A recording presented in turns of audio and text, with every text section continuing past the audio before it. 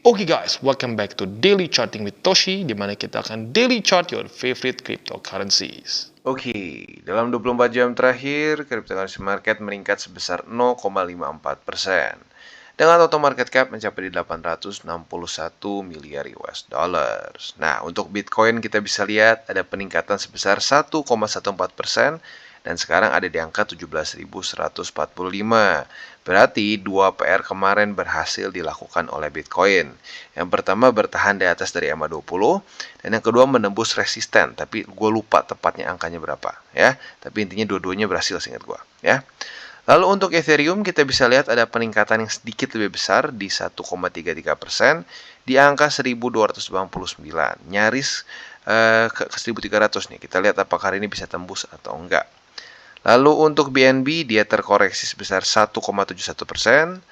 Untuk XRP ya, XRP dia terkoreksi sebesar 0,65%. Dogecoin terkoreksi sebesar 2,97%, tapi masih bertahan di atas 10% ya. Lalu untuk Cardano dia meningkat sebesar 0,2%. Dan Polygon Matic dia meningkat sebesar 6,26%. Jadi overall mix ya. Ada beberapa altcoins yang cenderung sedikit terkoreksi ya. Koreksi nggak terlalu ekstrim. Tapi overall ya masih net positif. Nah, selanjutnya untuk economic calendar kita bisa lihat pada hari ini sudah keluar beberapa sebenarnya satu yang penting ya. Yang penting itu ada speech dari Jerome Powell ya. Dan ternyata di sini Jerome Powell kita bisa lihat nadanya dovish. Dan menurut gua ini adalah bensin yang buat tambah bagus lagi kemarin ya, atau bukan kemarin, lebih tepatnya tadi subuh. Kemarin udah bagus ya. Data terutama urusan ini ya, kalau nggak salah jobs opening itu jauh lebih rendah daripada forecast. Nah itu seingat gua sih itu yang waktu itu yang membuat market cenderung naik. Nah ditambah bagus dengan speech dari Jerome Powell yang dia menyatakan bahwa smaller interest rates akan mulai pada Desember ini. Ya, jadi sekali lagi dari kemarin kan baru desas-desus tuh, baru gosip. Dia bilang, ya bukan gosip lah, dia baru ngomongnya lebih kayak ke kemungkinan besar kita tidak akan bisa meningkatkan setinggi kemarin. Dan sekarang udah keluar tanggal, bukan tanggal ya, bulannya. Dia sudah bilang Desember ini akan ada peningkatan interest rate yang lebih kecil dibandingkan kemarin. Nah, pertanyaannya berapa nih ya? Andaikan kecilnya itu sampai cuma 25 aja, ya itu bisa gila. Market kemungkinan besar akan bisa pump dan indeks dolar akan semakin drop ke bawah, ya. Jadi intinya dari speech dia yang jam setengah 2 subuh ini ya, dia menyatakan bahwa intinya dia mengonfirmasi di Rabu lalu bahwa small interest akan keluarnya di Desember. Tetapi ya dengan satu lagi caution bahwa apabila ternyata inflasi nggak beres-beres juga ya otomatis bisa berubah lagi. Ya oke lah, ya itu fair lah.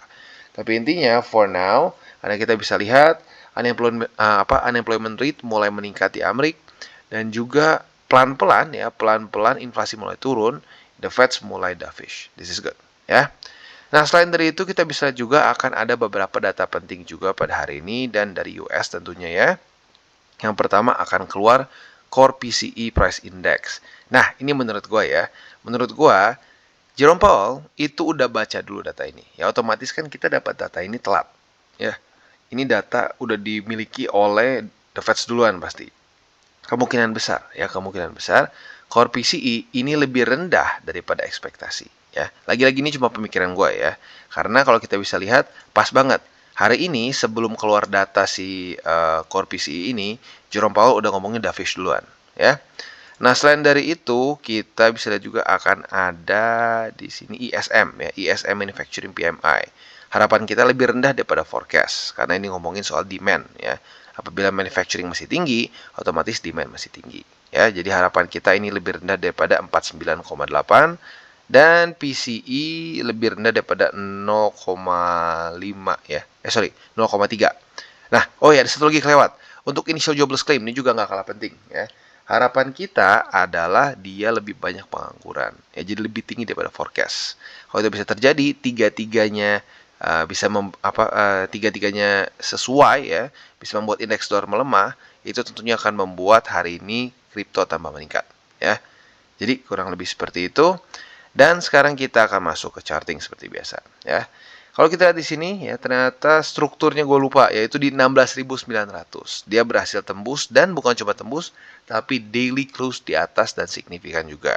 Yang sekarang menjadi hambatan bagi Bitcoin adalah Bollinger Band. Jadi lagi-lagi seperti yang gue bilang ya, TA works ya, tapi bukan berarti satu resisten nggak akan mungkin ketembus. Tapi tinggal kita lihat dia ke rejectnya oleh yang mana. Nah untuk sekarang, karena PR-nya mereka sudah selesai semua, tentunya nanti akan ada satu setup posisi futures yang baru. Nanti kita akan bahas di belakang ya. Tapi untuk sekarang overall Bitcoin is doing really good. Dan secara struktur kita bisa lihat di sini V-shape recovery dari low di sini, high, lower high dan higher high. Nah, semoga saja bisa mantul lagi di 16.900 dan menjadikan ini sebagai support ya. Itu mungkin PR-nya hari ini ya. PR-nya hari ini adalah bertahan di atas dari 16.900 dan mungkin kalau bisa Bollinger Band-nya membesar dulu. Ya, mungkin ada yang nanya, "Bang, mungkin nggak dia terus lagi naik gitu riding the upper band?" Highly unlikely ya. Mungkin tapi highly unlikely. Karena kalau kita lihat di situ biasanya riding the upper band itu terjadi saat bull market, ya sedang bull run. Tapi kalau lagi sedang bear market seperti ini lebih jarang. Ya, jadi kalau gue pribadi sih PR-nya yang realistik dulu aja, yaitu bertahan di atas dari 16.900. Nah, selanjutnya kalau kita lihat di sini, karena speech Jerome Powell dan beberapa data dari US kemarin nggak bagus untuk USD, kita bisa lihat USD drop dengan signifikan dan kembali membuat suatu lower high. Really good ya. Jadi kita bisa lihat dengan jelas ya dari basically ya dari sini ya, dari September akhir dia membuat high, low, lower high, lower low, lower high. Ya benar, lower high, lower low, lower high, lower low dan sekarang kembali lagi lower high. Semoga selanjutnya adalah lower low lagi dan daily close di bawah dari 105,50 ya. Kalau itu bisa terjadi, ini akan menjadi sangat bagus untuk risk on asset lain ya. Karena sekali lagi korelasi negatif. Risk on asset dengan indeks dolar itu korelasi negatif. Apabila indeks dolar melemah, maka risk on asset meningkat. Ya, buktinya mana, Bang? Buktinya kita lihat bukan cuma kripto doang yang naik ya. Kita bisa di sini Nasdaq meningkat dengan sangat signifikan. Sehari ini meningkat sebesar 4,41%. Itu jarang banget ya jujurnya untuk Nasdaq ya.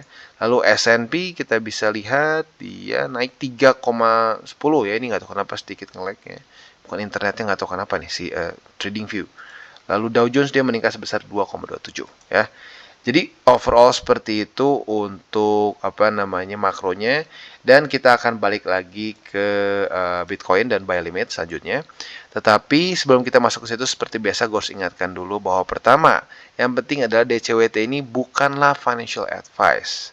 Tujuannya adalah untuk edukasi dan membiasakan para subscriber gue untuk lebih mengerti charting supaya nggak kena lagi grup-grup sinyal yang tidak bertanggung jawab ya. Nah, lalu selanjutnya bagaimana cara untuk mendukung TCI? Lo bisa like our video, bisa share our video, atau bisa juga menggunakan link refraksi di bawah. Ada banyak, dan kita udah kerjasama dengan, ya bisa dibilang exchanger level dunia. Ya, oke. Sebelum kita lanjut, kita akan dengar dulu pesan-pesan dari sponsor kita pada hari ini. Oke, today's video is brought to you by Bybit. Di mana kita bisa lihat di sini ada berita bahagia, ya, di mana roda keberuntungan ini diperpanjang. Sekarang dari tanggal 18 November sampai tanggal 18 Desember, ya. Nah, peluang menang 100%. Apa aja yang kita bisa menangkan? Yang pertama, token senilai 40.000 USD, ya. iPhone 14. Jadi buat lo yang pengen beli iPhone 14 di hold dulu, siapa tahu menang di sini. Smart TV dan juga Adidas jersey. Ya, buat lo yang pernah main sebelumnya, purchase caranya ya. Jadi tugas kita di sini adalah mengumpulkan tiket sebanyak mungkin supaya bisa ikutan si roda keberuntungan ini. Andai kan lo punya satu roda keberuntungan ya atau satu tiket roda keberuntungan, lo klik mulai dia akan muter. Nah, nanti kita bisa lihat lo menangnya apa ya. Kriteria untuk partisipasi yang pertama adalah hanya untuk pengguna dari Indonesia, Thailand, dan Filipina saja. Ya. Yang kedua hanya untuk pengguna yang telah terverifikasi alias sudah KYC. Ya. Nah, apa saja caranya biar kita bisa mendapatkan tiket? Yang pertama ini yang paling mudah ya, 2 tiket undian berhadiah untuk yang pertama kali deposit perdana ya, dan juga total deposit lebih dari 50 USD. Ini yang paling mudah. Lalu juga ada 1 tiket undian berhadiah buat kalian trade token tertentu. Token apa aja ada di bawah sini ya. Dan banyak lagi ya. Jadi intinya ada banyak cara untuk bisa mendapatkan tiket ini ya. Dan buat lo yang ingin ikutan promo ini, gue sarankan baca dulu semua syarat ketentuan. Apabila sudah cocok, monggo ikutan. Ya, dan jangan lupa untuk selalu trade di Bybit. Oke, dan sekarang kita masuk ke buy limit untuk Bitcoin. Ya, jadi otomatis setup posisi short kita nggak jadi. Ya, jujurnya puji Tuhan, gue juga nggak terlalu pengen. Ya, karena kalau retest lagi ke 16.200, jujurnya sedikit pengen deg-degan. Ya, jadi sekarang kita bisa lihat dia menyelesaikan PR dia dan daily close di atas dari MA20 dan juga di atas dari 16.900. Nah, otomatis sekarang setup yang kita bisa pertimbangkan adalah posisi long. Ya, jadi apabila terjadi retest 1 di sini dan retest 2, nah kita bisa pertimbangkan untuk buka posisi long dengan target TP kemungkinan besar nanti di sini. Ya, strukturnya belum kebentuk karena belum ada koreksi. Ya, saat dia koreksi di situ akan terjadi struktur resisten. Nah, struktur resisten nanti baru terbentuk itu bisa menjadi target TP kita untuk posisi long, ya. Nah, jadi itu untuk posisi longnya. Untuk posisi shortnya basically masih cukup mirip seperti kemarin. Andaikan ternyata dia bukannya mantul di sini, ya, dia malah jebol. Kalau dia jebol ke sini, otomatis setup posisi short kita adalah retest 1, retest 2 di sini. Target TP yang pertama di MA20, target TP yang kedua di 16.200. Tentunya MA20 adalah target TP yang konservatif, ya. Dan yang lebih agresif adalah di 16.282, ya. Jadi kurang lebih seperti itu untuk posisi futures di Bitcoin, ya. Overall quite easy dan nggak terlalu ribet juga. Untuk posisi spotnya, nah mungkin kita ada tambahan, ya, tambahan. Kalau sebelumnya kan masih di 16.200-an sama di 15.800-an. Sekarang bukan tambahan, mungkinnya kita geser, ya. Buy limit pertama kita bisa dipertimbangkan di MA20, ya, dan yang kedua di 16.282. Bang, kalau 16.900 gimana? Boleh aja, tapi kalau gue pribadi lebih mendingan keep it safe dulu aja. Dan lagi pula buat lo yang sudah akumulasi di daerah sini juga sudah lumayan profitable. Jadi ya gue geser buy limit pertamanya di MA20 aja dulu, ya. Jadi kurang lebih seperti itu untuk Bitcoin. Oke, dan selanjutnya kita geser ke Ethereum. Udah cukup lama kita nggak bahas Ethereum, ya. Dan berita bagusnya apa? Kemarin kita bisa lihat Ethereum rally sebesar 6,45%. Mungkin masuknya pump kali ya kalau sampai 6,45%. Dan yang lebih pentingnya adalah dia daily close di atas dari 1276.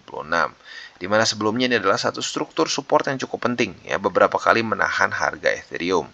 Tetapi karena ya FTX apalagi ya, kalau bukan FTX. Gara-gara FTX, boom, jebol, ya. Tapi nggak apa, ya, sekarang udah reclaim lagi dan otomatis PR-nya jelas, yaitu tetap bertahan di atas dari 1276. Apabila itu bisa terjadi, tentunya ini akan menjadi satu hal yang sangat bagus untuk Ethereum. Nah, untuk setupnya juga bisa dibilang akan ada beberapa skenario.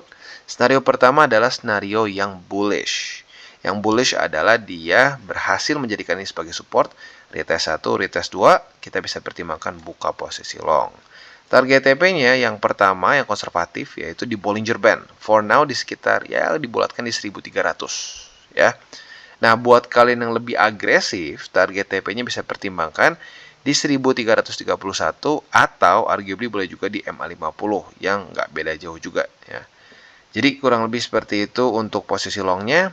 Untuk posisi shortnya adalah skenario bearishnya, dimana kalau dia ternyata gagal mantul, malah jebol. Dia jebol ke bawah. Nah, ini retest 1, retest 2, kita bisa pertimbangkan buka posisi short dengan target TP-nya di 1242,27, ya. Jadi kurang lebih seperti itu untuk posisi futures di Ethereum. Secara spotnya, mungkin bolehlah sekarang pertimbangkan di 1276, ya, dan juga di 1242. Ya, jadi itu untuk buy limit pertama dan kedua untuk Ethereum secara spot. Dan sekali lagi gue ingatkan untuk spot adalah jangka panjang. Ya, jadi jangan kalian berpikir posisi spot yang kita bahas di CWT untuk nanti di TP-nya sama kayak futures. Kalau menurut gue nggak terlalu worth it, ya, karena lagi-lagi kalau gue pribadi lebih suka ngebangun portofolio jangka panjang, tetapi ada posisi futures juga, ya. Jadi kurang lebih seperti itu untuk Ethereum. Oke, dan untuk Polkadot kita bisa lihat, ya, berita bagusnya sesuai dengan pembahasan kita kemarin, dia berhasil daily close di atas dari struktur resisten, artinya reclaim. Tapi di waktu bersamaan sesuai juga dengan concern kita kemarin, MA20. Hari ini di retest, hari ini retest, kemarin tes pertama. Ya, jadi bisa dibilang ini masih menjadi resistance yang cukup menyebalkan. Tetapi secara setup ini sudah terjadi retest pertama di $5.40 sebagai support juga. Jadi retest ini sebagai resisten MA20 dan $5.40 terretest sebagai support. Nah, kita lihat besok. Kalau besok Polkadot daily close di atas dari $5.40 jam 7 pagi ya, buat kalian yang tukang begadang ya pasang beker paling ya. Nah, andaikan daily close di atas dari $5.40, kita bisa pertimbangkan untuk buka posisi long atau lebih tepatnya pending order posisi long di $5.40. Target TP-nya di mana, Bang? Target TP-nya ini cukup ekstrim ya. Yang konservatif di MA20, yang agresif di $5.70. Ya, jadi ya lumayan lah ya. Kalau kita lihat secara persentase profitnya kayak MA20 itu sekitar 1,42%. Masih oke lah, masih di atas dari 1%. Masih cukup worth it untuk kita pertimbangkan buka posisi long ya. Nah, untuk ke $5.70 otomatis jauh ya. Dan kalau sampai kena target TP di sini berarti profit sebesar 6,21% ya. Jadi kurang lebih seperti itu untuk posisi long di Polkadot. Tentunya posisi shortnya tinggal kita balik saja ke skenario bearish. Kalau dia gagal mantul di sini, nah retest 1, retest 2 di sini sebagai resisten, kita bisa pertimbangkan untuk buka posisi short dengan target TP di $5.18 ya. Jadi kurang lebih seperti itu untuk Polkadot. Oke, dan selanjutnya kita geser ke Atom. Nah, untuk Atom sayangnya posisi short kita kemarin kena cut loss. Ya, tapi nggak apa, ya nggak apa. Ini dia futures trading. Kita harus siap dengan namanya cut loss. Kalau kita nggak siap dengan namanya cut loss, ya jangan futures trading karena malah lebih bahaya, percaya atau enggak, ya. Nah, tapi uniknya di waktu bersamaan kita bisa lihat di sini karena peningkatan cukup signifikan 3,17%, dia terjadi retest pertama di $10.57 dan hari ini sudah terjadi retest kedua. Artinya kalau lo yang sudah hafal dengan SOP kita, lo sudah punya posisi short di sini. Ya, lagi-lagi kalau tertarik untuk buka posisi futures ya. Nah, target TP-nya di mana? Target TP-nya jelas yaitu di $10.20. Nah, kalau sampai kena berarti profitnya bisa not bad lah, 3,28%. Jadi kurang lebih seperti itu untuk setup posisi short. Basically sekarang sudah bisa pasang pending order di $10.57 ya. Untuk posisi longnya otomatis tinggal kita balik saja ya. Apabila terjadi retest 1, retest 2 di sini sebagai support, lo bisa pertimbangkan untuk buka posisi long di $10.20 dengan target TP di $10.57 ya. Jadi kurang lebih seperti itu untuk Cosmos, quite easy ya. Dan untuk posisi spotnya, lu mungkin bisa pertimbangkan di $10.20. Jadi kurang lebih seperti itu untuk Atom. Oke, dan selanjutnya kita update ke Cardano. Untuk Cardano kita bisa lihat tanggal 29 bisa dibilang reject ya. Nyaris reclaim tapi reject, tapi pada tanggal 30-nya momentumnya berlanjut dan bisa daily close dengan cukup kuat di atas dari 30 sen. That's good ya. Nah, sekarang pertanyaannya adalah apakah Cardano bisa menaklukkan MA20 atau tidak? Andaikan hari ini terjadi retest pertama dan daily close-nya masih di bawah dari MA20, kita bisa pertimbangkan untuk buka pending order posisi short besok pagi ya jam 7 ya di ini ya, basically di MA20 tentunya ya. Nah, apabila di hari tes lagi atau retest kedua besok, nah itu bisa jadi posisi short dan target TP kita adalah di 30 sen. Nah, tetapi kalau ternyata tembus, ya sudah, kita tunggu setup selanjutnya di 32 sen. Andaikan terjadi retest 1, retest 2 di sini, kita bisa pertimbangkan untuk buka posisi short. Target TP yang mungkin nanti akan lebih konservatif di MA20 dan yang lebih agresif adalah di 30 sen. Untuk posisi long masih sama seperti kemarin, walaupun sangat disayangkan belum kejadian terus ya dari kemarin-kemarin di sini ya. Jadi sekali lagi untuk posisi long, retest 1, retest 2 kita bisa buka posisi long. Target TP konservatifnya di MA20, target TP agresifnya di 32 sen. Untuk posisi spot masih sama, basically 30 sen ya. Jadi kurang lebih seperti itu untuk Cardano dan seperti biasa gue akan ingatkan sebelum kita tutup DCWT, Jangan sampai pakai uang panas, itu yang paling penting ya. Walaupun TA lu bagus, fundamental lu bagus, tapi kalau pakai uang panas, nggak tahu kenapa, kemungkinan untuk loss itu kayak kerasnya lebih gede, dan seringkali kita nggak jadi pakai logika, tapi tradingnya pakai perasaan ya. Dan yang kedua, kalau sudah pakai uang dingin, jangan terlalu over leverage ya. Jangan sampai posisi futures kalian memakan terus portofolio jangka panjang ya. Jangan sampai tembus dari 20% ya. Jadi kurang lebih seperti itu untuk DCWT kita pada hari ini. Oke guys, jadi itu adalah akhir dari segmen DCWT kita pada hari ini. Dan jangan lupa bagi kalian yang merasakan manfaat dari segmen ini, jangan lupa untuk share ke teman-teman kalian. Dan apabila lu pengen mensupport channel kita, ya TCI, jangan lupa untuk menggunakan link referral kita di bawah. Nggak wajib, ya, tetapi apabila lu menggunakan link referral kita di bawah, ada macam-macam ya, dari Bybit, Huobi, Maxi, toko kripto, dan banyak lagi ya. Ya, walaupun nggak wajib, tapi kalau menggunakan link referral kita, lu secara langsung membantu perkembangan dari TCI. Dan satu lagi, jangan lupa juga untuk join Telegram group kita, di mana kita bisa ngobrol-ngobrol santai mengenai dunia cryptocurrency secara dua arah. So, jangan lupa untuk like, subscribe, click the bell icon, and see you on the next video.